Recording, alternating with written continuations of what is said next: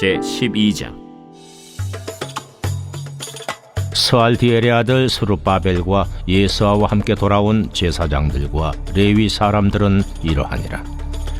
제사장들은 스라야와 예레미야와 에스라와 아마랴와 말룩과 핫두스와 스가냐와 르흠과 무레못과 이또와 긴느도이와 아비야와 미야민과 마아디아와 빌가와 스마야와 요야립과 여다야와 살루와 아목과 힐기야와 여다야니, 이상은 예수와 때 제사장들과 그들의 형제의 지도자들이었느니라. 레위 사람들은 예수아와 빈누이와 간미엘과 세레비아와 유다와 마따냐니, 이 마따냐는 그의 형제와 함께 찬송하는 일을 맡았고, 또 그들의 형제 박부기야와 운노는 직무를 따라 그들의 맞은편에 있으며, 예수아는 요아김을 낳고 요아김은 엘리야십을 낳고 엘리야십은 요야다를 낳고 요야다는 요나단을 낳고 요나단은 얏두아를 낳았느니라. 요야김 때의 제사장 족장 된 자는 스라야 족속에는 무라야요, 예레미야 족속에는 하나냐요, 에스라 족속에는 무슬람이요, 아마랴 족속에는 여호하나니요, 말루기 족속에는 요나단이요, 스바냐 족속에는 요셉이요, 하림 족속에는 아드나요, 무라여 족속에는 헬게요, 이또 족속에는 스가랴요, 긴느돈 족속에는 무슬람이요, 아비야 족속에는 시그리요, 미냐민, 곧 모아디아 족속에는 빌데요, 빌가 족속에는 삼무아요, 스마야 족속에는 여호나단이요, 요야립 족속에는 마뜨네요, 여다야 족속에는 우시요, 살레 족속에는 갈레요, 아목 족속에는 에벨이요, 힐기야 족속에는 하사비아요, 여다야 족속에는 느다넬리였느니라. 엘리야십과 요야다와 요하난과 얏두아 때에 레위 사람의 족장이 모두 책에 기록되었고, 바사왕 다리오 때의 제사장도 책에 기록되었고, 레위 자손의 족장들은 엘리야십의 아들 요하난 때까지 역대 지략에 기록되었으며, 레위 족속의 지도자들은 하사비아와 세레비아와 간멜의 아들 예수아라. 그들은 그들의 형제의 맞은편에 있어 하나님의 사람 다윗의 명령대로 순서를 따라 주를 찬양하며 감사하고, 마따냐와 박부기야와 오바디아와 무슬람과 달몬과 악굽은 다 문지기로서 순서대로 문안의 곡간을 파수하였나니, 이상의 모든 사람들은 요사닥의 손자 예수아의 아들 요야김과 총독 느헤미야와 제사장 겸 학사 에스라 때에 있었느니라. 예루살렘 성벽을 봉헌하게 되니 각 처에서 레위 사람들을 찾아 예루살렘으로 데려다가 감사하며 노래하며 제금을 치며 비파와 수금을 타며 즐거이 봉헌식을 행하려 하며, 이에 노래하는 자들이 예루살렘 사방 들과 느도바 사람의 마을에서 모여들고, 또 백길갈과 게바와 아스마의 들에서 모여들었으니, 이 노래하는 자들은 자기들을 위하여 예루살렘 사방의 마을들을 이루었습니다. 제사장들과 레위 사람들이 몸을 정결하게 하고, 또 백성과 성문과 성벽을 정결하게 하니라. 이에 내가 유다의 방백들을 성벽 위에 오르게 하고, 또 감사 찬송하는 자의 큰 무리를 둘로 나누어 성벽 위로 대오를 지어 가게 하였는데, 한 무리는 오른쪽으로 분문을 향하여 가게 하니, 그들의 뒤를 따르는 자는 호세야와 유다 지도자의 절반이요, 또 아사랴와 에스라와 무슬람과 유다와 베냐민과 스마야와 예레미야이며, 또 제사장들의 자손 몇 사람이 나팔을 잡았으니, 요나단의 아들 스마야의 손자 마따냐의 증손 미가야의 현손 삭불의 5대손 아삽의 6대손 스가랴와 그의 형제들인 스마야와 아사렐과 밀랄레와 길랄레와 마에와 느다넬과 유다와 하나니라. 다 하나님의 사람 다윗의 앞길을 잡았고 학사 에스라가 앞서서 샘문으로 전진하여 성벽으로 올라가는 곳에 이르러 다윗성의 층계로 올라가서 다윗의 궁 윗길에서 동쪽으로 향하여 수문에 이르렀고 감사 찬송하는 다른 무리는 왼쪽으로 행진하는데 내가 백성의 절반과 더불어 그 뒤를 따라 성벽 위로 가서 화덕망대 윗길로 성벽 넓은 곳에 이르고 에브라임 문이로 옛문과 어문과 하나넬 망대와 한메아 망대를 지나 양문에 이르러 감옥문에 멈추매 이에 감사 찬송하는 두 무리가 하나님의 전에 섰고 또 나와 민장의 절반도 함께하였고 제사장 엘리야김과 마세야와 미냐민과 미가야와 엘요에네와 스가랴와 하나냐는 다 나팔을 잡았고 또 마세야와 스마야와 엘라살과 우시와 여호하난과 말기야와 엘람과 에셀이 함께 있으며 노래하는 자는 크게 찬송하였는데 그 감독은 예스라히야라. 이날에 무리가 큰 제사를 드리고 심히 즐거워하였으니 이는 하나님이 크게 즐거워하게 하셨습니다. 부녀와 어린아이도 즐거워하였으므로 예루살렘이 즐거워하는 소리가 멀리 들렸느니라. 그날에 사람을 세워 곡간을 맡기고 제사장들과 레위 사람들에게 돌릴 것 곧 율법에 정한 대로 거제물과 처음 익은 것과 11조를 모든 성읍밭에서 거두어 이 곡간에 쌓게 하였느니 이는 유다 사람이 섬기는 제사장들과 레위 사람들로 말미암아 즐거워하기 때문이라. 그들은 하나님을 섬기는 일과 결례의 일을 힘썼으며 노래하는 자들과 문지기들도 그러하여 모두 다윗과 그의 아들 솔로몬의 명령을 따라 행하였으니 옛적 다윗과 아삽의 때에는 노래하는 자의 지도자가 있어서 하나님께 찬송하는 노래와 감사하는 노래를 하였으며 스룹바벨 때와 느헤미야 때에는 온 이스라엘이 노래하는 자들과 문지기들에게 날마다 쓸 몫을 주되 그들이 성별한 것을 레위 사람들에게 주고 레위 사람들은 그것을 또 성별하여 아론 자손에게 주었느니라.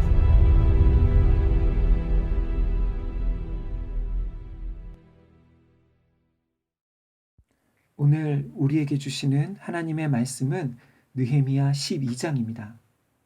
성벽이 완공되고 이스라엘 백성들이 첫 번째로 한 일은 공동체가 다 함께 모여 말씀을 듣고 금식하며 회개하는 것이었습니다. 다시 말해 이스라엘 백성들은 성전과 성벽 재건과 같은 외적인 회복으로 그들의 사역이 끝난 것이 아니라 내적인 회복, 곧 하나님 앞에 그들의 신앙과 영적인 회복에 이르기까지 나아갔던 것이지요. 여기서 우리가 생각해 볼 교훈이 있는 것 같습니다. 그것은 우리도 하나님의 은혜를 구할 때, 우리 삶의 회복을 구할 때에 우리 현실의 문제가 해결되는 것으로 그치는 것이 아니라 영적인 회복을 위해 더욱 은혜를 구해야 한다는 것이지요.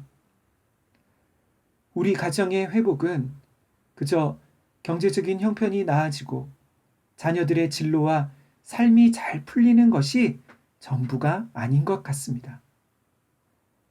가족 모두가 하나님을 예배하고 하나님이 우리 가정의 주인 되시는, 그래서 우리 가정 가운데 하나님의 나라가 임하는 그런 회복이 진정한 회복인 것 같습니다. 그리고 이런 회복을 위해서는 느헤미야와 에스라 그리고 공동체의 많은 사람들이 보이지 않는 수고와 섬김, 헌신이 있었습니다. 이제 12장에서는 크게 두 가지 내용이 나오고 있는데요. 1절부터 26절에서는 제사장들과 레위인들의 이름에 대한 명단이 나오고 27절부터 47절까지는 성벽 봉헌식에 대한 내용입니다. 1절을 보면 스룹바벨과 예수아 시대의 제사장들과 레위 사람들의 이름이 나오고 있습니다.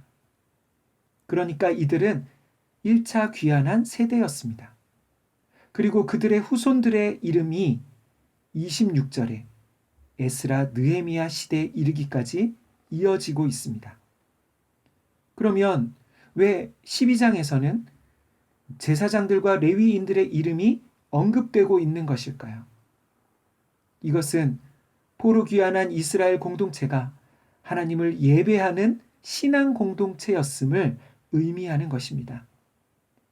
1차 포로귀환했던 사람들이 약 5만 명이 조금 안 되었는데요. 그 가운데 10분의 1이 제사장들이었습니다. 이들이 바벨론의 안정된 생활을 포기하고 더 나은 삶이나 안전이 보장되지 않는 예루살렘과 고국으로 돌아온 이유는 무엇보다 하나님께 예배하기 위함이었습니다. 그리고 그들의 후손들은 느헤미야 시대에 이르기까지 동일하게 예배하는 일과 제사 드리는 일을 섬기며 헌신했습니다. 여기서 우리가 알게 되는 것이 있습니다. 그것은 어떤 세대이든 그들의 이전 세대와 상관없이 존재하는 세대는 없다는 것이지요. 모든 현재 세대들은 이전 세대들의 영향을 받습니다. 이전 세대가 무엇을 했는지, 그들이 어떤 삶을 살았고 어떠했는지에 따라서 다음 세대가 그 영향을 받고 또 누리게 되는 것이지요. 이전 세대가 열심히 살면 그 혜택을 다음 세대가 누리게 되는 것입니다. 지금 우리가 살고 있는 이 시대 동안 마찬가지인 것 같습니다. 우리 믿음의 선배들의 열심과 헌신으로 오늘날 우리가 신앙생활하기에 너무나 좋은 환경이 된 것이지요. 그래서 이제 중요한 것은 우리가 어떻게 하느냐입니다. 우리의 삶과 신앙이 우리 다음 세대에 영향을 주는 것이지요. 그런데 모든 세대가 좋은 영향만을 전해주는 것은 아닌 것 같습니다. 이스라엘의 역사를 보면 조상들이 남겨준 선하고 좋은 신앙의 유산도 있었지만 그보다 더 많은 죄악과 허물들, 악습들도 있었습니다. 사랑하는 성도 여러분, 하나님의 나라는 믿음의 세대를 통해 이어집니다. 그런데 이전 세대의 영향 가운데는 선하고 본받아야 할, 계속 이어져야 할 것들만 있는 것이 아니라 동시에 끊어져야 할 죄악과 악습도 있습니다. 우리는 우리 다음 세대에 무엇을 전해 주어야 할까요? 아름다운 교회 건물과 좋은 시설은 남겨주지만 좋은 신앙의 유산이 없다면 그것은 너무나 안타까운 일일 것입니다. 과거 우리에게 복음을 전해 주었던 영국이나 지금 유럽의 종교개혁 전통을 가진 나라들이 큰 교회 건물은 남아있지만 과거 교회 건물이었던 곳이 지금은 교회가 아닌 유흥시설이나 다른 목적의 건물로 되어버린 그러한 현실인 것을 보게 됩니다. 사랑하는 성도 여러분, 우리의 신앙은 우리 자녀들에게 어떻게 비춰지고 있을까요? 열심히 교회는 다니고 있지만 하나님을 향한 사랑과 열정은 잃어버린 형식적인 그런 모습으로 비춰지고 있는 것은 아닐까요? 무엇보다 우리의 삶이 뜨겁게 하나님을 사랑하고 말씀 가운데 신앙과 일상의 삶이 일치하는 그러한 신앙의 모습이 되어지기를 소망합니다. 마지막으로 27절부터 47절에는 성벽 봉헌식에 대한 내용이 나오고 있습니다. 성벽 봉헌식을 하기 위해 노래하는 자들이 불러 모아졌고 각처에서 레위인들과 사람들이 예루살렘으로 모여들었습니다. 그리고 제사장들과 레위인들은 몸을 정결하게 하고 하나님을 찬양하며 성벽 위를 행진했습니다. 이때 백성의 방백들도 무리들 가운데 앞장서서 나아갔는데요. 한 행렬은 에스라의 인도를 따라 찬양하는 자들과 그리고 백성의 방백들이 나아갔습니다. 그리고 또 다른 행렬은 느헤미야의 인도를 따라 서로 다른 방향으로 찬양하며 행진했습니다. 그리고 이들은 성전에서 만나 함께 예배를 드렸습니다. 43절입니다. 이날에 무리가 큰 제사를 드리고 심히 즐거워하였으니 이는 하나님이 크게 즐거워하게 하셨습니다. 부녀와 어린아이도 즐거워하였으므로 예루살렘이 즐거워하는 소리가 멀리 들렸느니라. 아멘. 이 구절에는 즐거움이라는 표현이 5번이나 반복해서 나오고 있습니다. 성벽 봉헌식 가운데 드려진 예배의 가장 큰 특징은 온 무리가 기쁨과 즐거움으로 예배했다는 것입니다. 아마도 온 무리가 덩실덩실 춤을 추며 예배했는지도 모르겠습니다. 이들이 기뻐한 이유는 무엇보다 이 모든 일을 이루신 하나님을 향한 기쁨과 감사의 표현이었습니다. 사랑하는 성도 여러분, 교회의 존재의 목적은 무엇일까요? 교회의 존재의 목적은 바로 예배입니다. 구제나 봉사나 선행, 그 밖에 교회의 다른 어떤 활동보다도 하나님을 예배하는 것이 교회의 가장 중요한 본질적인 목적입니다. 그리고 그 예배의 가장 중요한 요소 중에 하나는 우리를 구원하신 하나님을 찬양하고 기뻐하는 것이라고 할 수 있습니다. 이것은 세상이 이해할 수 없는 모습이지요. 비록 이스라엘 백성들 가운데 성전과 성벽은 재건되었지만 아직도 그들의 현실은, 그들의 형편과 상황은 크게 달라지지 않았습니다. 그들은 아직도 이방 나라의 속국이었고 경제적인 형편도 너무나 어려운 그런 현실 가운데서 이들은 하나님으로 인해 크게 기뻐하고 즐거워하고 있는 것입니다. 인간적인 생각으로는 기뻐할 수 없는 상황인데 이들은 기쁨과 감사가 넘쳤습니다. 사랑하는 성도 여러분, 그리스도인의 가장 큰 특징 중에 하나는 바로 기쁨입니다. 기쁨은 현실의 상황과 환경과 조건에 달려 있는 것이 아닙니다. 하나님의 백성들의 기쁨은, 삶의 원동력은 하나님이 우리와 함께 하신다는 것을 알 때에, 하나님께서 우리를 위해 행하신 일들을 알 때에 생겨나는 것입니다.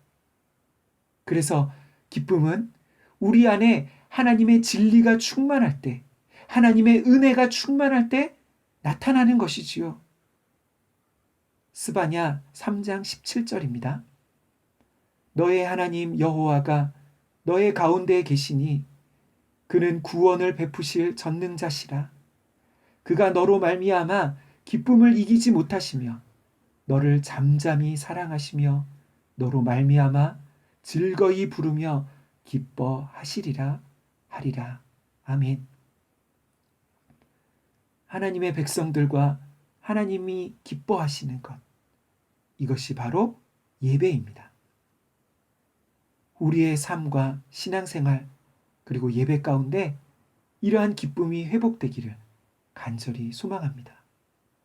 코로나로 인해 여전히 힘들고 어려운 현실이지만 그럼에도 불구하고 하나님의 기쁨이, 세상이 알지 못하는 기쁨이 우리 모두에게 넘치기를 간절히 소망합니다. 아멘.